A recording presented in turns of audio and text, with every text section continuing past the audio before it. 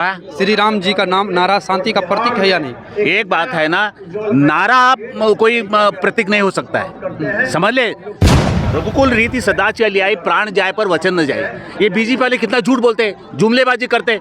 अब तुम कहते नीतीश पलटू राम है, लेकिन नीतीश के साथ है ना तुम्हारा अमित शाह पलटू राम है, तुम्हारा नरेंद्र मोदी पलटू राम है, गिरगिट की तरह रंग बदलने वाले। जय श्री राम का नारा से क्या डर लगता है क्या किसी को? एक बात है, जय श्री राम के नारे से डर नहीं लगना चाहिए, और जिस शैली में जय श्री राम बोला जाता है वो है ना डराने वाली बात है। जो योगी आदित्यनाथ है जी, देखो राजा, सुनो मेरी बात सुनो। राजा को प्रजा का धर्म निभाना चाहिए। सीता के साथ बैठे हैं, सीता के घर में भी बच्चा पल रहा है, वो राम कहते हैं स्नेहम दयाम च सौख्यम च यदि बात जाने की वहाँ पे अनुरंजनाय लोकानाम मुंचतु नास्ति में बोला। सीता मैं तुमसे कितना प्यार करता हूँ बताने की जरूरत नहीं, लेकिन जनहित के लिए मैं तुम्हें भी छोड़ते हुए संकोच अनुभव नहीं करूंगा। एक तरफ वो जितनी अशांति है ना उत्तर प्रदेश में, इतनी अशांति बीजेपी के प्रांत में है, वही कहीं नहीं है। मैं महाराष्ट्र से हूँ, और महाराष्ट्र में है ना उद्धव ठाकरे की सरकार रही है, बड़ी शांति से काम होता रहा। अब फिर है ना। नमस्कार, आप देख रहे हैं न्यूज नियंत्रण अब तक बिहार खबर 24। जिस तरह से कि राहुल गांधी के भारत जोड़ो यात्रा में लोगों का जन समर्थन है, और यहाँ एक संबोधित करते हुए एक महिला जो नेता थी, उन्होंने कहा कि जय श्री राम का नारा लेकर के जिस तरह से बीजेपी वाले डरा रहे हैं और भगवा का जो डर दिखा रहे हैं, ये सब डर कहीं ना कहीं उचित नहीं है।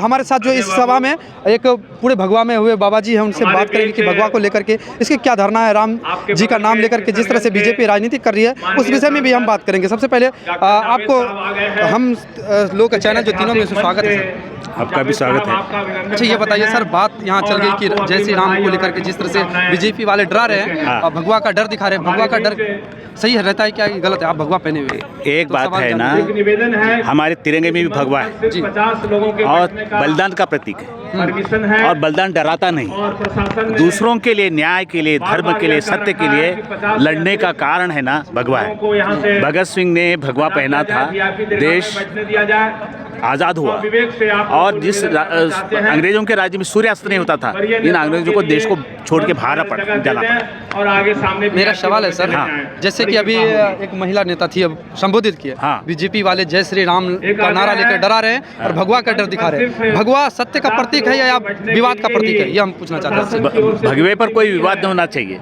देखिए एक बात है ना, परमात्मा ने रंग बिरंगे फूल बनाए, बगीचे में रंग बिरंगे फूल हैं, उसमें कोई किसी का है ना हरा, नीला, पीला सब तरह के फूल हैं, तो आप है ना उसको अलग अलग कैसे बांट सकते हैं? अभी जो कह दिए, इसी के सवाल को हम आपसे कर रहे हैं। अभी जो आपके सभा में एक महिला जो अभी संबोधित किया, शायद आप नहीं सुने होंगे, अलग बात है, कहे कि जय श्री राम का नारा लेकर के बीजेपी वाले डरा रहे हैं। जय श्री राम का नारा से क्या डर लगता है क्या किसी को?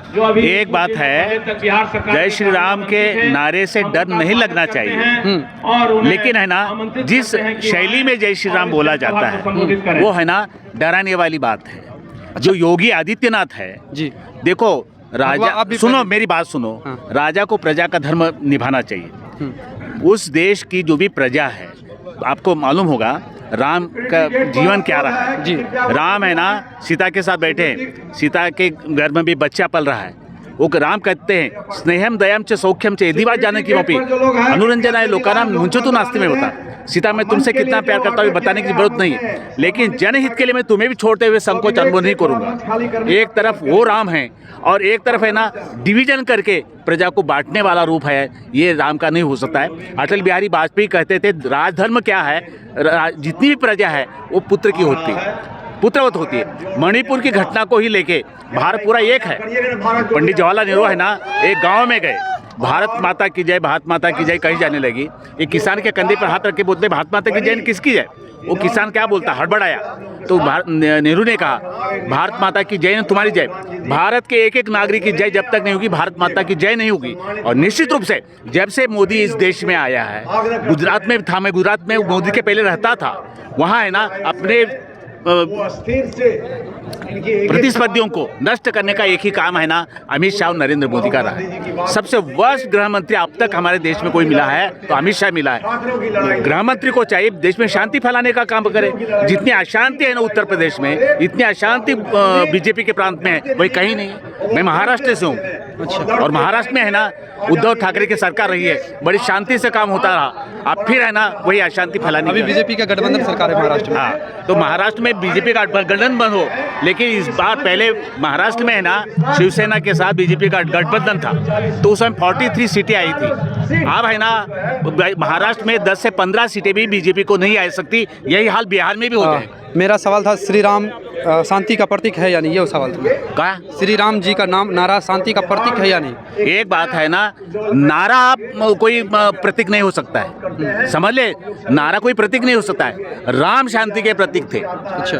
और उनको मर्यादा पुरुषोत्तम, मर्यादा अशांति नहीं फैलाती जी। मर्यादा है ना समेटने का काम करती है। नदी सीमा में रहेगी तो ठीक है, मर्यादा तोड़ेगी तो है ना खत्म हो जाएगा। बीजेपी है ना मर्यादा तोड़ने का काम करती है। राम है ना मर्यादा को तोड़ते नहीं है, बीजेपी मर्यादा तोड़ती है। उनको राम का नाम लेने का अधिकार नहीं।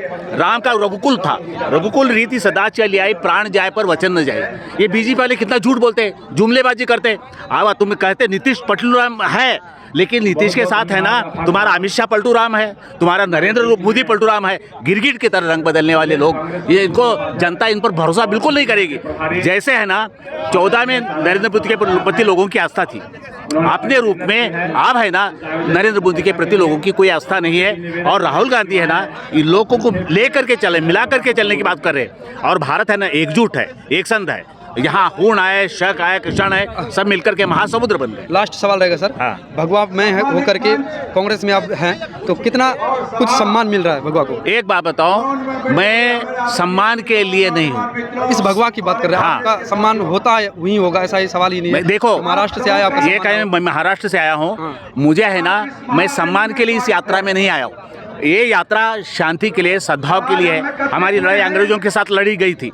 इस बार है ना तुम्हें मालूम है 15 लाख खाते में डाले 2 करोड़ नौकरियां देने की बात दी, तो आगे है ना अंग्रेजों से बदतर स्थिति आएगी। इंदिरा गांधी ने अपने रूप में जो भी काम किया था, लेकिन बीजेपी का अघोषित ये है इमरजेंसी है, तो भविष्य में चुनाव नहीं होंगे।